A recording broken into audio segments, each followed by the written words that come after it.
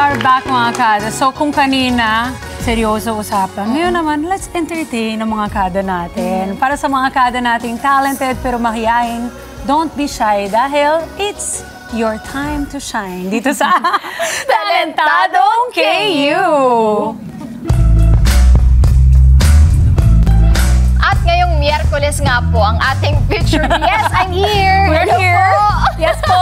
Present! Gusto lang namin hanapin nyo kami. Kayo naman mga kada. Ang ating featured kada ay magpapakitang gilas ng kanyang talento sa pagtugtog ng saxophone. Kaya naman, let's get ready. Mama LSS, as in, Last Saxophone Syndrome. Aba? Wow! Galing mo dun. Galing ng writer natin. Kasama ang ating talentadong KU for today, Mark Vincente, a.k.a.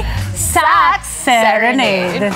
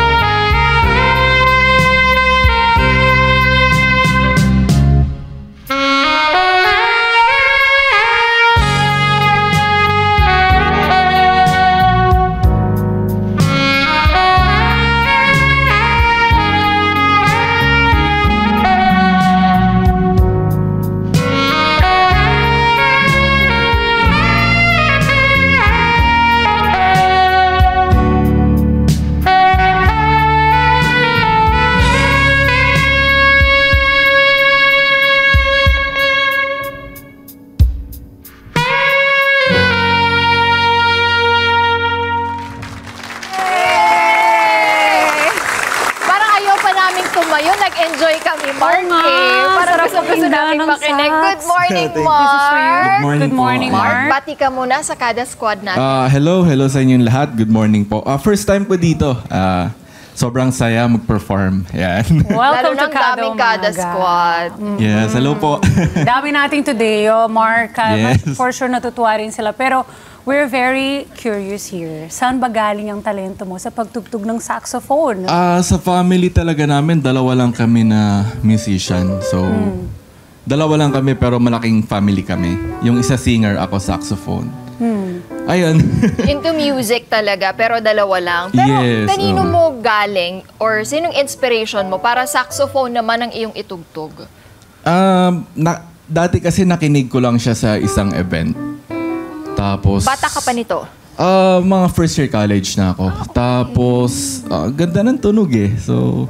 Na-curious ka? Yung napanood ko before is naging teacher ko siya. Siya yung nagturo sa akin. Na-target mo yun? Halimbawa, napanood mo siya sa... Gusto ko sana ito maging mentor ko. Oo, tsaka gusto ko tong instrument na to. How mahirap? Nung una talaga, sobrang hirap. Masakit sa panga. Kasi kailangan everyday practice. So parang kaano ng hipa ng lobo everyday, gano'n. Yes.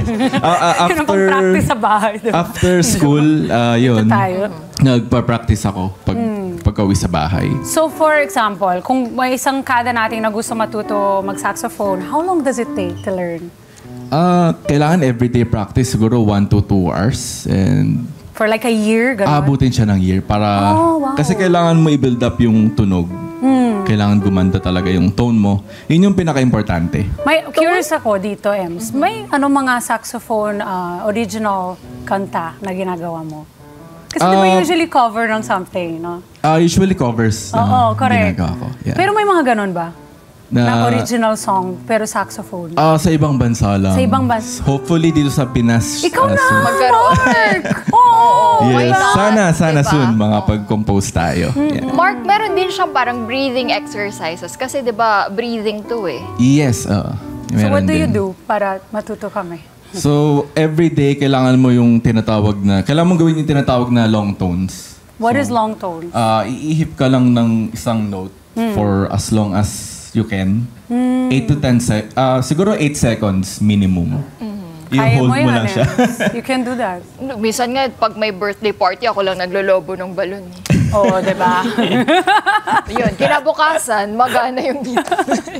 Pero ito, no, sabi mo sa US, may mga original naman ng mga saxophonists, Yes. right, na ng mga kanta. May hinahangaan ka ba ng mga artista doon? Or even over Yes. the world? Madami. Unang-una si David Sanborn, pinaka-idolo ko. Tapos si Kenny G. Ayan. Yes, Kenny Kilala G, niyan, for correct. sure. Yan yung pinaka, no, ng lahat. Ayun, sila. Marami pang iba. Sobrang dami kasing magagaling talaga. Oo eh. Isa ka na doon, Mark. ka na rin doon. Kanina nga, Oo. off-cam, napagkwentuhan natin na dati, ikaw ay isang busker Yes. sa oo. Taguig. Mm-mm, Pero sa- bakit ka huminto? Nag-pandemic kasi noon. So, yun, bawal lumabas. Pero ngayon, sa events ako. Yeah. Pero malaking tulong ba sa'yo? Yes, na naging isang basker? nahakot nung basking yung followers ko, dumami. Tapos, ayun, yung gigs, nadagdagan. Kasi meron ka na ngayong 221,000 followers and counting. Nice, Yes. Mark. That's cool. Ano yung mga gusto ng mga followers mo, ng mga kada natin na tinutugtog mo? OPM ba? OPM, yeah. Gusto nila. Anong kanta? Meron bang specific song na yun yung lagi nilang nire-request sa'yo? Usually, Forevermore, yan, Love of My Life, mga ganun. Pero very soon, sariling composition Yes, mo na rin. yun yung goal natin. Yan ang goal. Pero ito ako yung gumagawa ng goals for you, no? Grabe. Pala ba yung- decision. Oo, pala decision yung host dito. Ito, ano tawag dito? What's your pangarap bilang Your isang plan. saxophonist? Oo. Yun na yun. Magkaroon ng magkaroon ng- sariling album. Ay, Yes. nice yun. Yes. Gawin mo na, Mark. Wala pa tayo Excited na ditong kami. ganyan sa diba? Sa Pinas. Mamadali? Wait Oo, lang, akala ko, no, mamadali ka na. natulog lang paggising Pero meron meron na. ako Spotify. Pero Ayun, share mo na pala Share mo para yes. mapakinggan ng mga kada natin. You can follow me on my socials po at Sax Serenade. Sa Spotify, Facebook, YouTube, and TikTok. Yan. Tanong ko lang, Mark, meron ka ng unforgettable event na napuntahan kung saan ka tumugtog na, hindi pangkaraniwan, kakaiba, na hindi mo makakalimutan? Wala pa naman. Like, mga proposal, ganyan. Kasi sweet, di ba, pag saxophone? Jonas, Yes, nagpaparinig! Malay ko naman Wala pa sa naman. proposal mo. Baka ganun. gusto ni Diana kasi sa proposal. Oy! Madalas yan.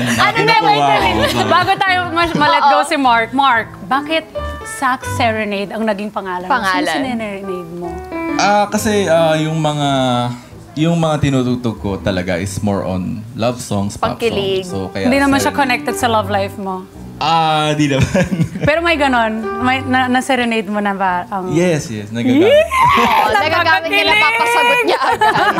Ano na lang yung Nasa message, sideline. Joke lang. message or advice mo sa mga kada natin na gusto ring maging katulad mo? Matuto ng saxophone. Sipag lang talaga, everyday practice. And, laging makinig ng saxophone. Yan. Yun. Nasa tono din kasi talaga eh. Pag hindi magaling yung pagkakarinig, wala rin. Alam mo na yan, Ems! Maraming Thank you, salamat, Mark. Mark. Thank you. Thank you very much, Thank you Mark so much. Vincent, our Sax Serenade. Palakpakan naman natin. Yes, ang ating talentadong KU for this Wednesday. At Pwede pa ba tayo mag-request? pwede. Another pangmalakasang tugtugan? Yes, sure. Pwede? Pwede. Mga 5? Okay lang. Ang sarap kasi pakinggan eh. Oo nga eh. Mas mahirap ba siya sa umaga? Hindi naman. Medyo. Ayun, no? Pahirapan ka naman ng Pahirapan ka konti. Ito na. Mga Mga kada. kada, give it up for our Sax Serenade, Mark Vincente.